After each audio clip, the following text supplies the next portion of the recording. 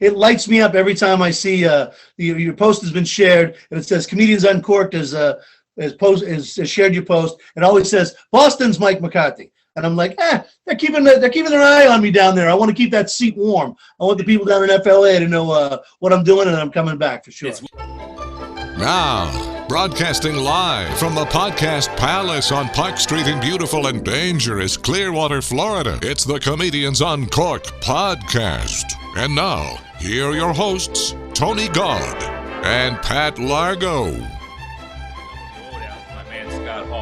Oh, nicely done. Razor Ramon, yeah. Sucks. I've been having some bad luck here with losing people that are close to me and losing people like Bob Saget that we all know, and just been a crappy few months, you know?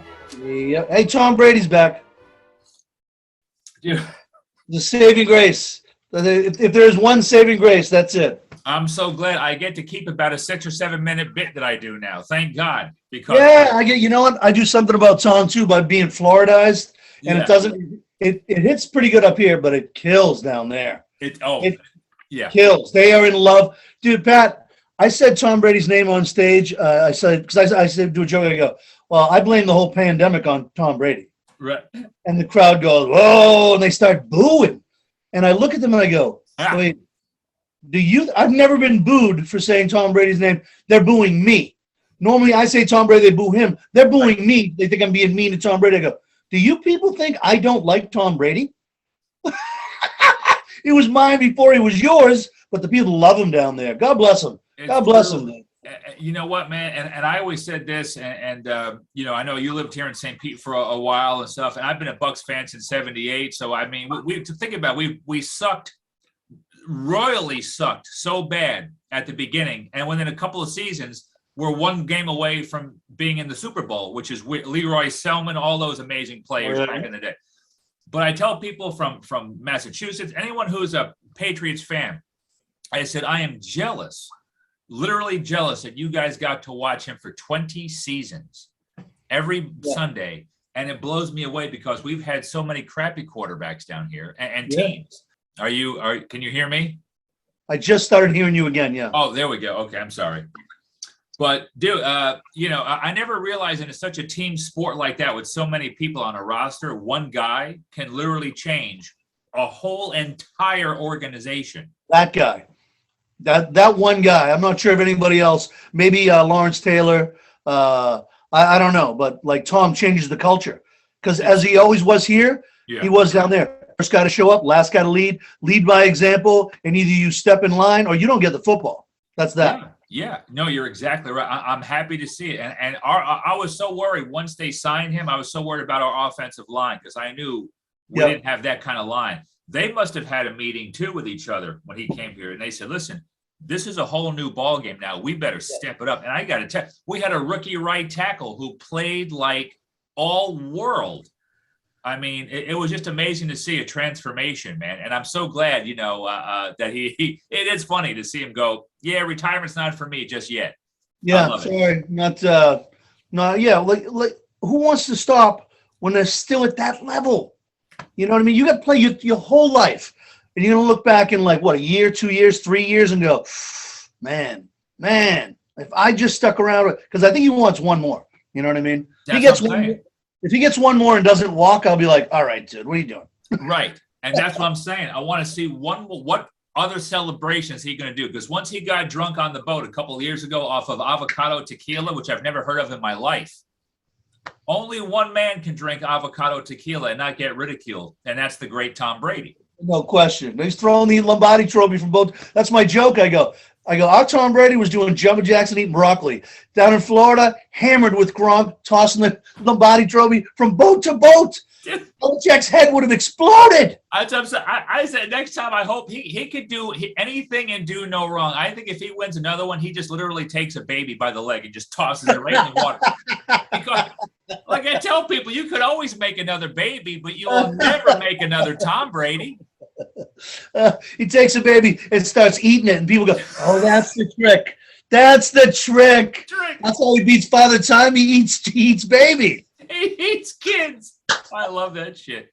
Dude, First off, I'm glad we got on here. Mike McCarthy, from Boston. He lived here for many years in the St. Pete area, folks. So we like to also call him a Floridian. He loves Florida. I'm coming back, dude. I'll be back in the next 2 years, no question. Good. Oh, for real? Like full time? Absolutely. When my daughter graduates high school, my wife and I are moving back. I want to be in Madeira Beach, back where I was. I want to come back to the Bay. I loved it there, and now the comedy scene is so phenomenal. All the stuff you're doing.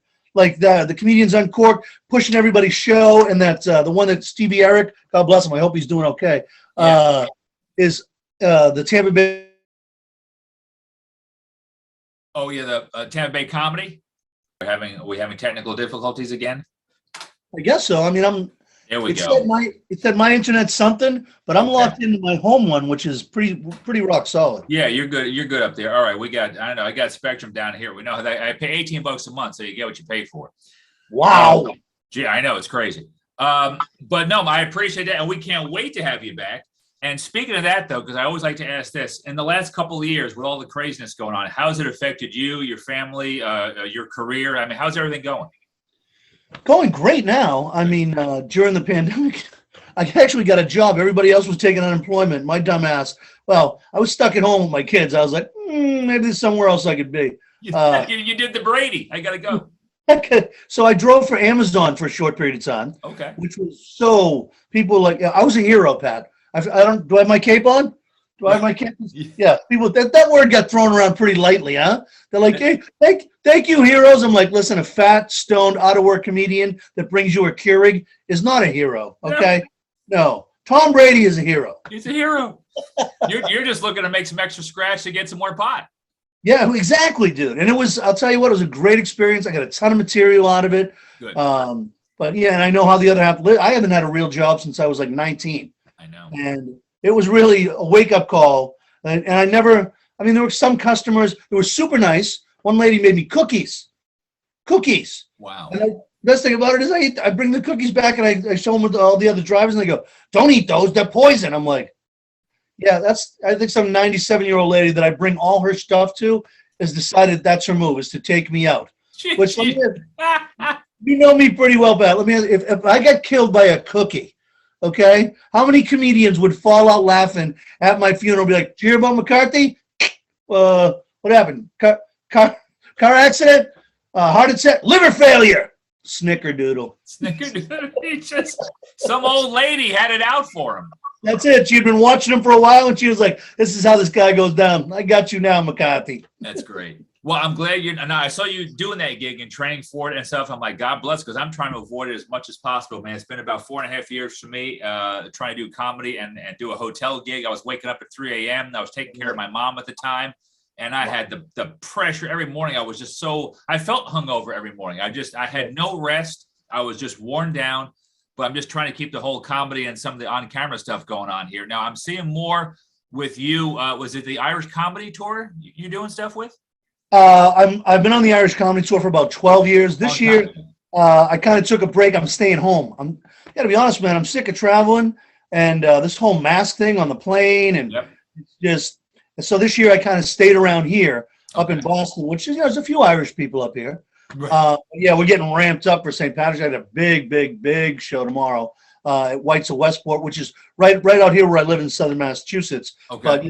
But this is my favorite time of year, man. It's the greatest time of year, and I'm always busy.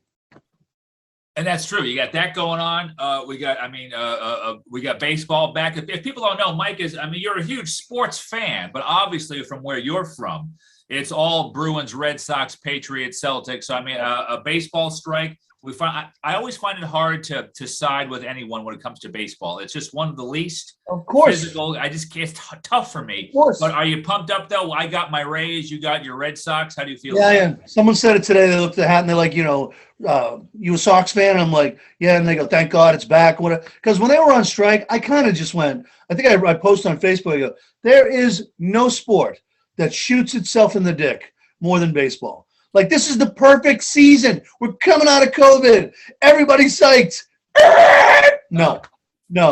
Idiotic, but at least they worked it out. They worked it out. I'm glad. Like I said, we'll see Rays and stuff. I do love baseball. I'm a kid. Come on. I was born in 70, in Long Island originally.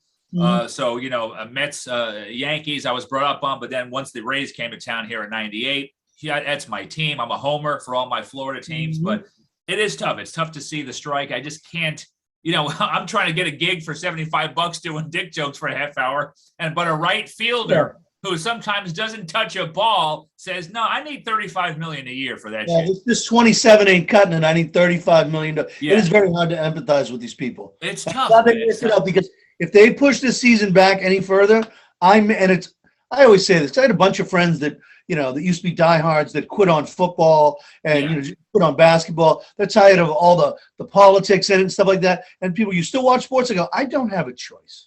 I could lie to you and say, I'm not going to watch baseball. And I'd be like, that would last a day. Right. And someone would be wearing or I would see something. I just can't do it. It's too much part of my whole makeup. I love sports. That's what we do. You still play softball, right? Oh, yeah, I do. I don't play as much. I don't play as much golf, but shoot baskets. You got to. That's how we were brought up, man. We now don't get me wrong. If we had phones and iPhones and all kinds of great games to play when we were kids, we'd probably maybe do that, I guess. But we were outside, man, bicycles and shooting baskets and hitting ball. That's what we did. I hate to say it, but you're right. Because if you gave me these options, I don't know. It's easy to it's easy to cast aspersion and say, oh, why don't you guys go outside and do whatever? Video games and stuff I see my kids playing, I go, okay, I'm not going to start. You know what I mean? I'm not going to get into it. But if I was a kid, I don't know. But what you're saying, Reddy, there's a great line from that movie Tag. You don't get old. You don't stop playing because you get old. You get old because you stop playing. Right, exactly. And that's it. You got to keep doing that, man. Keeps us young. Yeah, no doubt. And I've noticed another thing that people may not know about you that I didn't know much about until I saw you posting Facebook videos. You're pretty handy in the kitchen. Well, I'm seeing you making these beautiful steaks and potatoes and corned beef and doing your food reviews with like chicken parm sandwiches and wings from places in and around Boston. Come by it honestly, I'll tell you. Beautiful stuff. Oh, man. Well, the food up here is fantastic. And I used to do a show that actually got a little bit of traction with my daughter called the Boston Barbarian Sports Kitchen. Yes. A lot of people were, and then my daughter got to a point where she went, I don't want to be on camera anymore. And let me tell you something. The ratings went, one fat, dumb comedian talking about food comparatively with a cute little spunky girl that's adorable. People just like, yeah, where's the unsubscribe? Right. And I hear them. I really do. It would, but now what's better? Because you also love a good leg day in the gym. I know that too. What's better for you, a good leg day in the gym or cooking that perfect steak or brisket or corned beef? Oh, I think the perfect steak. I really, because it's I don't think it should be that hard to get a steak exactly right, but it is my specialty. You know what I mean? That's the one thing, and it's as simple. I think people try and overcomplicate it with a marinade or a reverse sear or whatever, and I don't time it or whatever. I just been doing it long enough where you get that char on the outside, and then you get it medium rare or like rare in the middle, and the taste just salt and pepper, and you get to get good beef, and you get to taste the meat. And I eat so much of it, like people are legitimately like going, how can you eat all that meat? And I'm like, I don't know. I've been doing it my whole life. Like I've always been chowing down on red meat and corned beef and cheeseburgers and stuff. And a kid I worked with last night was like, dude, you got to lay off that meat. He's a friend of mine. And we're comedians, but when someone genuinely says something, you're like, are you really worried? And he's like, oh yeah. I'm like, look, you got bigger fish to fry. Let's not worry about me taking down a steak. All right. But I do. You see the ones I post. They're not 8 ounces. They're these big, giant brontosaurus burgers, and I polish them right off, bro. They're barbarian size, my friend. That's exactly right, my friend. Exactly. And I got to ask you this, I've noticed this down here in some of the clubs in Florida and a couple of the places I've been, like in Georgia recently. That have you noticed if it's either maybe like this post-pandemic or people have been pent up for a couple of years? Have you noticed at live shows, any audience members just being a bit more aggressive with things? Have you noticed? We've been noticing this at some clubs down here that I've never seen before. Have you noticed that at all up there? I think so. I think, with the whole everybody gets to be famous, you know what I mean? All it takes is a phone and whatever. And people have been, and it's, when I was younger, I didn't mind engaging with the hecklers and stuff, but now I'm just like, can you please? It's so rude. Right. Look, if it's going badly, I'm not saying you should do it, but I understand it. But it's happening on great shows, and people went, and you're like, look, I had a plan. I mean, I forget who said it the other night. They were like, how many people paid to hear this dickhead talk? Right. Yeah. Yeah, it's a good point right there. How many people did pay to see this dickhead talk? But everybody's self-important now. We made everybody famous. That's and God, man, it's almost disheartening. We saw a story we covered a few in our first season of the Comedians Uncorked podcast. It was in the Comedy Zone in Jacksonville, and this woman, probably early 40s, I believe she was married, literally got out of her seat and walked onto the stage. Oh yeah, and was talking about, I didn't appreciate the marriage jokes. I'm happily married, blah blah blah. But the sheer guts of someone to just take it upon themselves to just get up and feel free to walk into someone's office like that, it blew me away. It boggles the mind, dude. I got to be honest. I wouldn't allow it. Well, I shouldn't say that because I've done hell gigs. Coconuts in Lakeland. People go, they walk on stage. I go, hey, here you go. I'll take a break. Good luck with all this. I've been doing this for 20 years. You want to take a microphone? But someone coming up confrontationally onto the stage, I don't know, man. I would be, I don't know how I would react. I'd like to think I'm old enough where I would just walk away. But if I was in a bad mood, I'd be like, are you? And then complaining about your act? That's bad enough anyways. Right. I mean, look, if you don't like it, leave or, be polite. Who brought you up? Just leave and don't say anything to the comedian. But to stop and complain and say, and the worst thing that's ever happened, I was in Seattle and some woman got mad at me for making fun of my, making fun of Mississippi and making fun of my Irish heritage. And it was great because it was after a big show at a theater, which I would have handled it differently. It was a bowling alley. It was after a bowling alley. I would have went, shut up. It was a really, really nice venue. And I was with the Irish guys. So there were 3 other people on the show. We made great money, and we were at a bar that was sponsoring us. We're hanging out, and I see this woman. This is 2 hours after the show, mind you. And I see this young girl looking at me, and I'm with the theater owner. And finally, it's just me and him, and I see her walking over, and I go, this ain't going to be good. Yeah. And he goes, what do you mean? I go, I can tell this isn't going to be good. And she comes over, she goes, can I talk to you with the crazy eyes? And I'm like, yes. She goes, first off, I used to live in Mississippi. And you said that people from Mississippi were incestuous. And I said, no, I didn't. I said people from Mississippi were illiterate. I said you couldn't read. I didn't say you fucked your family. So you get her on, like spits out. He goes, oh my God. And she goes, her eyes roll. She's like, what? I go, yeah, that's what I said. Whatever. I go, I didn't mean to imply. She goes, well, I didn't really appreciate that. And I didn't appreciate you making fun of your Irish heritage. And I found myself, I apologized, and I'll regret that. For that night, I couldn't believe, because she wouldn't give up. She wouldn't give up. And she was just like, blah, blah, blah, you can't say this. I go, what are you talking about? I can say whatever I want. Yeah. I mean, you can come up to me afterwards and say you didn't like it, but how long are we going to do this for? Right. Before, like I said, if it was a bowling alley gig, I would have been like, I would have used some words like, but it was a night, I had to walk away. I had to leave the bar. I had to go find the other guys, and I go, look, we don't leave soon, putting this girl in a dumpster. 22 years old. I've been doing comedy 16 years longer than she's been alive. Right. And she's going to tell me what I can and can't say. I had a woman, it was a great joke, stage right. Everyone's laughing. I look over her. She's going like this. And I go, what's the matter? She goes, I'm trying to decide whether I should be offended by that joke. I go, is that what you're doing right now? Is that what's happening? While everybody else is laughing, you're running it through your head like a Let me tell you, no, you shouldn't be offended. You should be locked up because you're a crazy person here at a comedy club judging every single word I say. And for us, how it's like we're trying to make you laugh. That's it.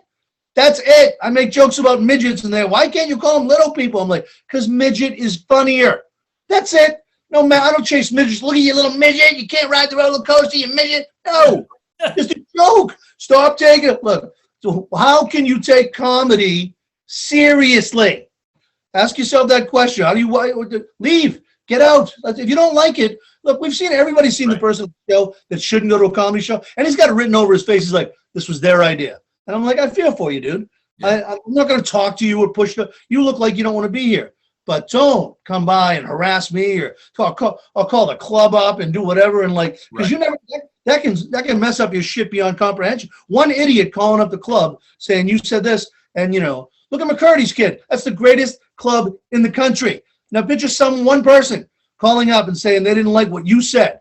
And then you don't get to work there because one knucklehead didn't like one thing. I mean, Les would never do that because he's a club owner. That's a great club. But picture losing out on something like that. Something you look forward to every year because somebody went, nah, I don't like the word midget.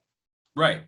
And some clubs, now some people who know you clubs, and they'll know, okay, we know what you meant. Exactly. But some, you're right. What if it's your first time through and you go to a club with a guy where it's not somebody cool as shit like Les and Pam. You know what I mean? Like some businessman who just cares about asses in the seats and not, you know what I mean? And not what we're doing. And all of a sudden, and here's the thing, man, someone told me a long time ago, if you're going to be a problem, you know what I mean? Talking about me being dirty, I can make just as much money with somebody else who's not going to be dirty. The exact same, until you have a name to put asses in the seat, everybody's the same. We're all interchangeable, unless you get on social media and you get fans and whatever. But in the general scope of things, they go, well, listen, I don't know if what she said is right, but it's just easier for me to appeal. And some people do like, they have connections and they'll go after you. Oh, this guy said this, or they got all this free time, and they'll assault it's crazy, man. Like to get offended by a comedy, I can't wrap my head around. Like, isn't there enough for you to get bummed out about? There is, and like you said, everyone's a victim nowadays. I like to just say they like to play the victim card, so to speak, because common sense is out the window. Like you said, and I tell audiences, even when I do my open mic, I go, listen, you're going to see people here do some jokes. They're working on stuff, and some people who have never done comedy, it's an open mic. I go, you have two jobs, audience. If you find it funny, laugh. If you don't laugh, but don't heckle or chime in. And I got to tell you, this open mic, I've never was an open mic guy to host it, but this place that I do, the Dented Keg here in Newport Richie, the audience is so attentive. If it's funny, they'll laugh. If not, they just be quiet and they look at you, and it's fantastic.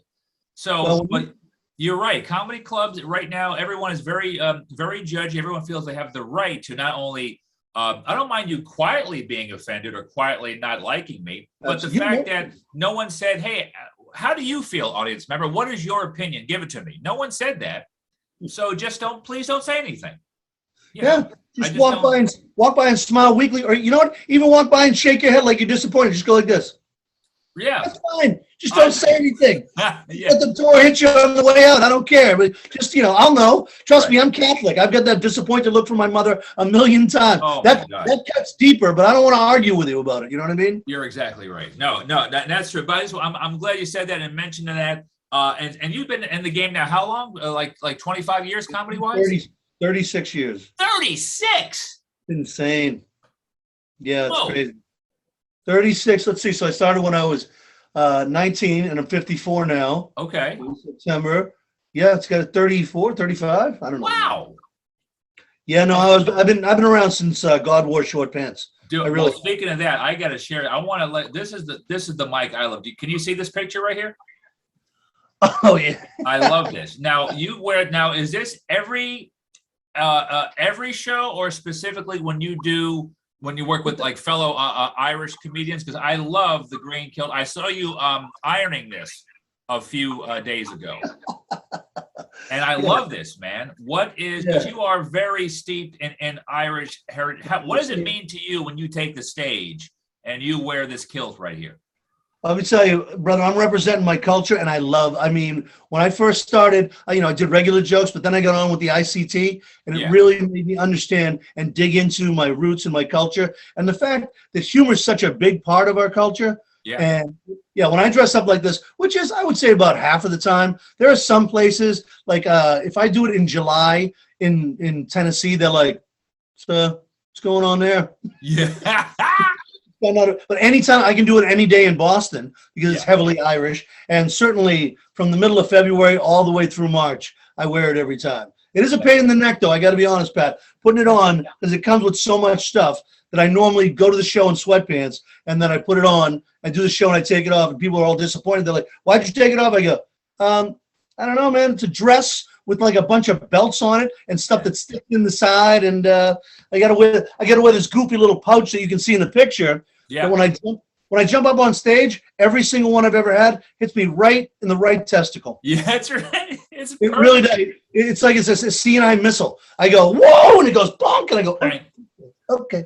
Dude, I love it. And just explaining to everyone, including me, just what it means to you. It's such a great thing. And I just love seeing that right there. So, I mean, man, we've covered all this good stuff. And I got to ask you, I know you said, and I'm very happy to hear, once Colleen graduates? Yes. Once Colleen she's out, this is her junior year. And we're starting to look now. Nice. The problem is, Pat, the housing prices down there. I missed out. Because when I was down there, you could have stolen something on Madeira Beach. Well, man, I tell you what, I got a couple of great people, including our studio sponsor, Julie Drollshagen in Century 21. We have some good people that we could put on the case for you whenever you guys are starting to look. But I'm so happy. Hopefully, in a couple of years here, when Colleen graduates, you'll be back in Florida, and we'll get you on some Comedians Uncorked events. But what is down the road? You're 54 now, right? Going on 55. Comedy, 36 years. Successful. A great guy. You love your family. A proud Irishman. What's Someone next? walk in behind me? What's that? Someone walk in behind? No, I hope not. Jesus. I thought I saw Jesus for a second. What's next in 5-10 years besides going to Florida? What's going down the road with Mike McCarthy? I don't know, man. Maybe just a little bit more money. I don't think if I want, I would want. I don't know what to say if I want to be famous. Like, it's not gonna. If the only way I would be famous now is if like I was on the way to a gig and I saved a baby from a bridge, and then people and I got on like TV and they were like, "Oh, you're a comedian," and they'd be like, "Yeah." But I don't know if I'd want that. I'm very happy. I work every weekend, and I just want to be warm. I want to be on the beach, and I want to be in a good comedy scene, and I want to hang out with comics. I never want to. That's the best thing about what we do. You never have to quit. Yeah. You never have to quit, and it's hard to explain to like my wife and to civilians what it's like to just hang out with comics, because we all, dude, you get like, and you're in an open mic every week. You get a bunch of comics together. That's where I'm having the best times in my life. You know what I mean? I just want to be warm, hang out with comics, and tell jokes. That's all, brother. It's like being in high school again with your friends or something. It's just exactly it. And when you don't see certain people, like I worked last night, I saw a couple of people I hadn't seen in like almost the pandemic. Wow. I was, giddy. I was just like, "What's up? Yeah. What's going on? I haven't seen you," or whatever. And we all have friends and family, but comics, we share a bond, and there's so many of us. Like, how many comics do you know? How many comics do you know that you would just be like, "What's up, dude?" Right? Like 100 comics. Yeah. We're part of a fraternity. I take a lot of pride in that. That's that's my favorite. You're exactly right. I love it. And we always do a segment weekly called "Where They At." Can you let people know before we give out your social media info where you're going to be at in the next week, 2 weeks, or month? Do you have any gigs coming up?